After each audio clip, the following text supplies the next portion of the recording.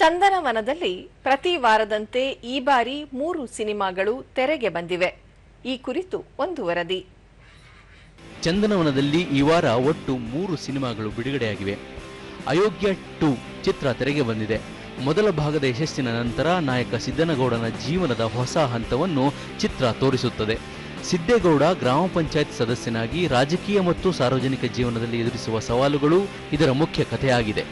ಹಳ್ಳಿಯ ಸೊಗಡು, ಪ್ರೀತಿ, ಹಾಸ್ಯ ಮತ್ತು ಆಕ್ಷನ್ ಜೊತೆಗೆ ರಾಜಕೀಯ ಹೋರಾಟದ ಮಿಶ್ರಣ ಚಿತ್ರದಲ್ಲಿದೆ.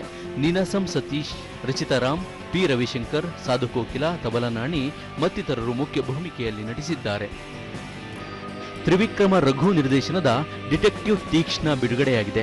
ತೀಕ್ಷ್ಣ ಎಂದರೆ ತೀರಾ ಚುರುಕಾದ ಅಥವಾ ಬುದ್ಧಿವಂತ ಎಂದರ್ಥ. ಈ ಚಿತ್ರದಲ್ಲಿ ಕೇವಲ ದೈಹಿಕ ಬಲಕ್ಕಿಂತ ಹೆಚ್ಚಾಗಿ ಮನಸ್ಸು ಮತ್ತು ಬುದ್ಧಿವಂತಿಕೆಯನ್ನು ಬಳಸಿ ಅಪರಾಧಗಳನ್ನು ಮತ್ತು ಕ್ಲಿಷ್ಟಕರವಾದ ಪ್ರಕರಣಗಳನ್ನು ಹೇಗೆ ಬಿಡಿಸಬೇಕು ಎನ್ನುವುದನ್ನು ತೋರಿಸಲಾಗಿದೆ.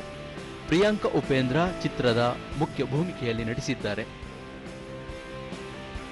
ಸಂದೀಪ್ ಬೇದ್ರಾ ನಿರ್ದೇಶನದ ಪಿಕ್ಚರ್ ಕನ್ನಡ ಮತ್ತು ತುಳು ಭಾಷೆಯಲ್ಲಿ ಬಿಡುಗಡೆಯಾಗಿದೆ. ಸಂಪೂರ್ಣವಾಗಿ ನಗು ತರಿಸುವ ಹಾಗೂ ಕುಟುಂಬ ಸಮೇತ ಕುಳಿತು ನೋಡಬಹುದಾದ ಹಾಸ್ಯಭರಿತ ಕೌಟುಂಬಿಕ ಕಥೆಯನ್ನು ಹೊಂದಿದೆ.